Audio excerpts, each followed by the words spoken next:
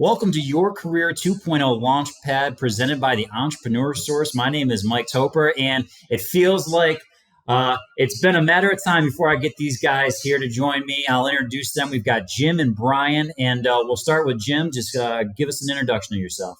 Good morning. Thanks, Mike. Jim Doliber with the Entrepreneur Source. I'm a career transition coach for the Entrepreneur Source, and just happy to be here, especially with you, Brian. He's a neighbor, almost a neighbor. We sit at opposite sides of a mountain in the San Francisco Bay Area. So if I had the ability to be a drone or jump on a drone, I could probably be at Brian's house in minutes. But it is a 4,000-foot hill / mountain, depending on where our audience is listening and viewing us. But someday, hey, Brian, I love to climb mountains. As you know, I climb mountains all the time. I have no excuse. I should climb over the mountain and come and visit you. So anyway. JD, you already know, ain't no mountain high enough. No. Let's I have introduce a feeling that this is going to be the common thread throughout this video podcast is Mike singing to us. So thanks, Mike. Anyway, thanks for having us. We got the coffee going. Brian, could you tell us a little bit about yourself here? Sure. I'm Brian Stranko, and I'm a client of the Entrepreneur Source. And I am now a proud owner of a no H2O franchise. As Jim said, I also live in the Bay Area near this really great mountain. I really love to fly fish. And so that's how I get out into the world and see things I probably wouldn't see otherwise. Excellent. And Brian, let's start with you. First of all, can you just tell us a little bit about your work history before TES? Sure. Yeah. I'm a longtime wildlife conservation person as well as a water conservation person. So I've been in the nonprofit space for over 20 years. Most recently, I worked at the Nature Conservancy and was the water program director for California. And then prior to that, I worked at California Trout, which does help the waters of California too. But of course, it's related to fly fishing, which is another reason I was there.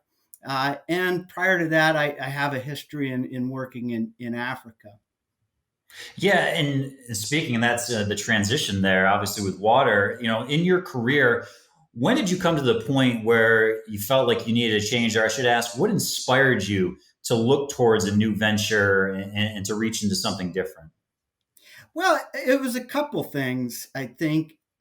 First of all, I during COVID, I was home a lot, and I'm sure this is the case with a lot of people. I was home a lot, seeing my kids. I have 3 wonderful daughters, beautiful wife, 2 dogs, and I live in a great place. And I was able to spend a lot of time with them, and for me, that was really important. And prior to that, I was commuting an hour and a half each way almost every day.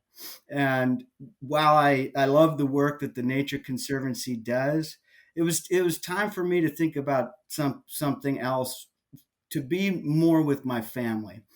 And then the second reason I would say is because the work in water, especially in California and places as dry as California, can be really taxing. It's hard to make any headway. It's very politically fraught. And I wanted to try something new that would help me feel like I was making a difference on a more frequent basis. Excellent. Yeah. Certainly your background that you described has been rich in making a difference. And let's move over to JD, our coach. How did you meet Brian, and what were the conversations like with him when he came and said, I'm looking to try something new here? Right. Well, Brian came to me. Really kind of found him through LinkedIn sourcing, messaging, and he was one of these individuals that you don't get very often as a coach, but just the way he responded was, sure, yeah, let's get together. And sometimes at this beginning point, there's some questions, there's some hesitancy, but Brian wasn't that way. Well, suffice to say that the next few months of conversations were just similar, very, very accommodating, very friendly. Brian's just one of these guys that almost immediately you go, I could hang out with this guy. Now, there were some real commonalities. We talked a lot about church and our involvement in our church. We come from the East Coast, so we kind of have that, East coming all the way west, and now we're in California. We've been in California a long time. We have that connection to the East Coast, but we love it out here in the West. And there was just something about everything. He'd talk a lot about his family. I'd talk about my family, which isn't typical of a coach. It's more about you, not about me. And I could feel this commonality. We talk about his bocce games on the week, and it was just fun. And then of course, as I said, he's relatively close to me in geographically, so we could talk a lot about the world around the San Francisco Bay Area and the outdoors. As you know, we're both outdoorsy in our heart and soul. Fly fishing, I tell you what, it takes high intelligence and patience to be a fly fisherman. I don't have high intelligence and I have no patience. So it's kind of odd how we connected, but somehow we did. So anyway, And you talked a little bit about just going off along that. How yeah. important was that relationship? Because you guys, for those listening, can you describe that a little bit? You guys kind of developed this relationship, like you said, where you felt like you connected. How important was that in trying to explore something different?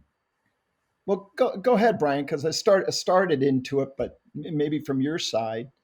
Yeah, I mean, as JD said, we connected on LinkedIn, and I was kind of looking to see if there were some things out there.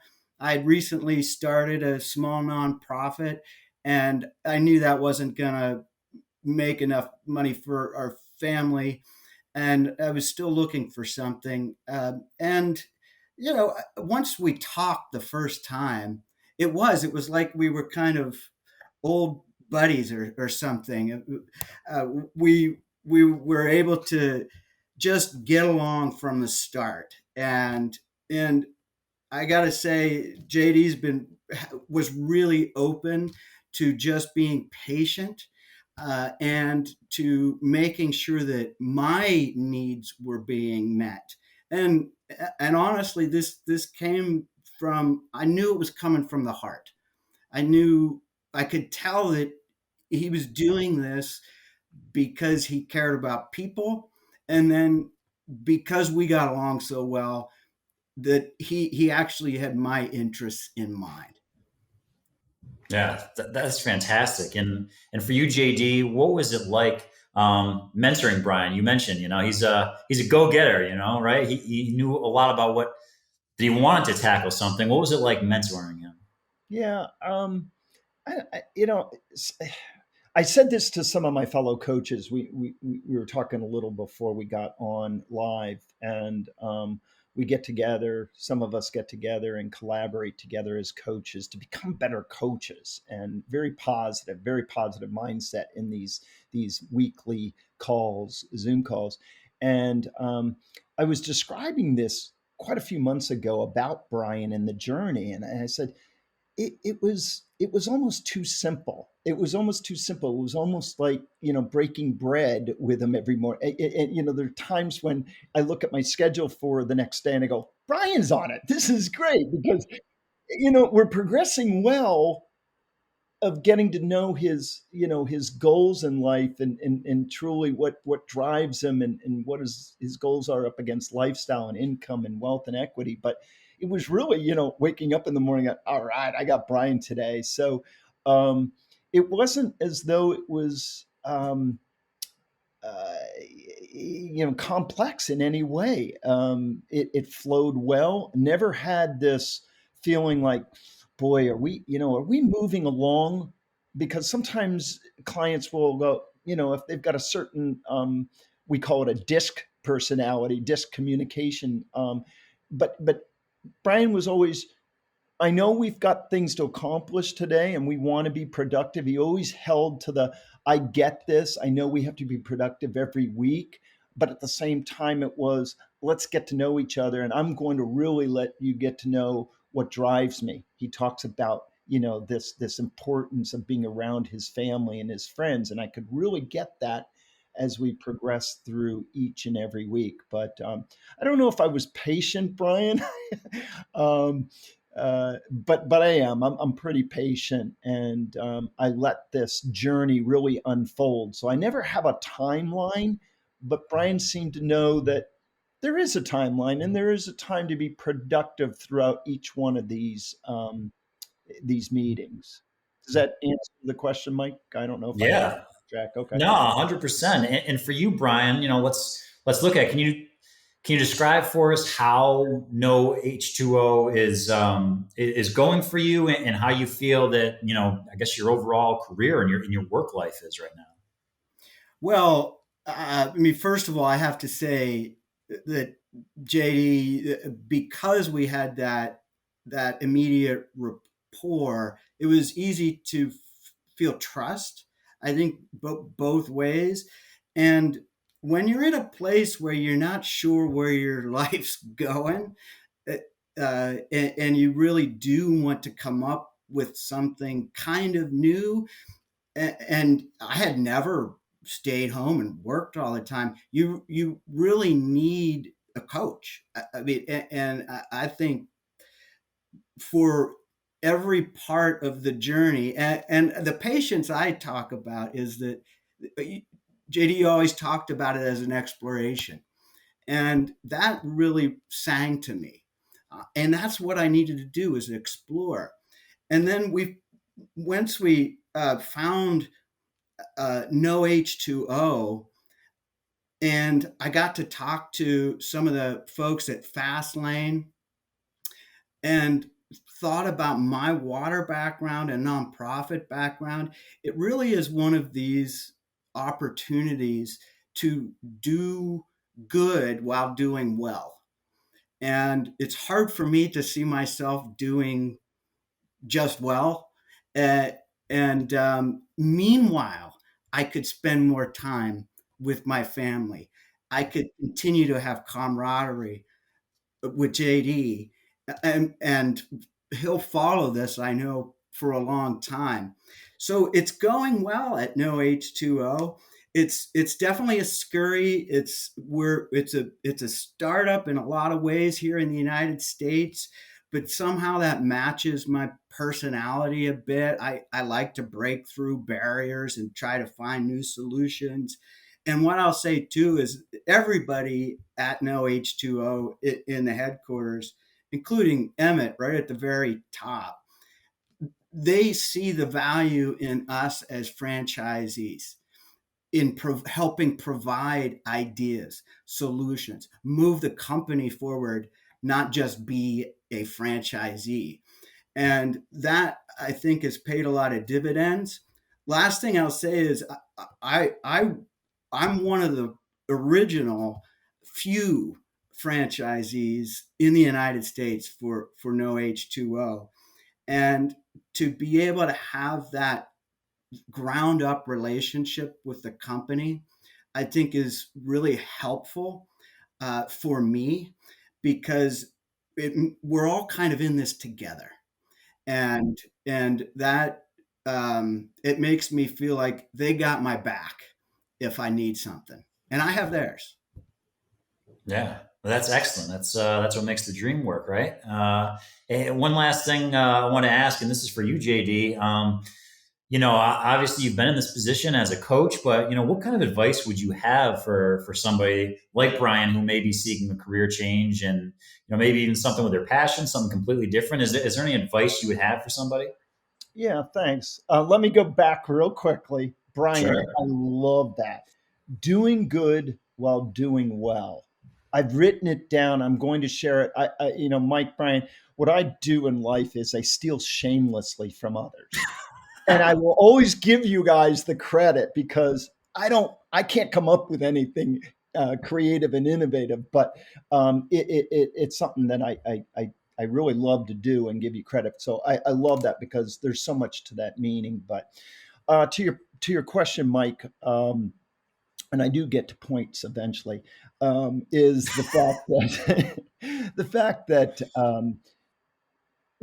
most of us really rely on the people we love and respect the most. But when it comes to potential pivots in life, especially from our career perspective, sometimes those people are just too close. They're just too close to the subject matter, to you as that person, and they love you, but they protect you and they don't want you to veer too far right or left or forward or backward.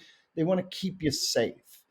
And I think as a coach, and again, I'm surrounded by amazing coaches in Entrepreneur Source. It was one of the greatest decisions of my life outside of marrying my wife Liz, but it really was an incredible decision because as a coach, I look at it and I say, I can be that person with no biasness, don't know you at all, and be able to just provide you some feedback while asking you some questions about what's most important to you, what's most important to you moving forward. What are some of the things that you don't want to do as much? If you had your choice, if you had the magic wand and we're able to say, what if I had that magic wand, what do I want to do more of? What do I want to do less of? What do I want to accomplish?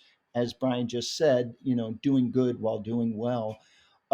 It's relying on somebody like myself to just, as Brian said, eventually, possibly trust me that I'm here to just help, even if it's this much. I mean, to be honest, the majority of my clients will find some fit, a new job. The startup gets going where you don't have to pivot to a business, whatever it is, but it's helping out, even if it's just a tiny bit, helping out with that pivot in their lives to find the good fit for them. And that's my goal, and it fits my personal mission statement that will never change.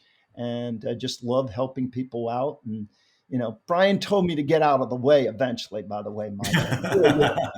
I'm a very conservative person, and I make people do their You homework. take your time. I make them do their validation. And he literally did tell me, I got this. I remember the words, Jim, JD, I got this. It's like, no, you don't have it yet. But he did. He did have it. Like I said, so much brighter than me. So I finally had to say, I got to quit coaching. I got to quit, being so conservative. He's got this. You know what? And it doesn't take a mountain to divide you for you to come together. So, good one, Mike. We're going onward and upward here. That's Jim and Brian. This has been Your Career 2.0 Launchpad presented by the Entrepreneur Source. My name is Mike Toper. Hope you got something out of this. And JD and Brian, thank you so much for joining us.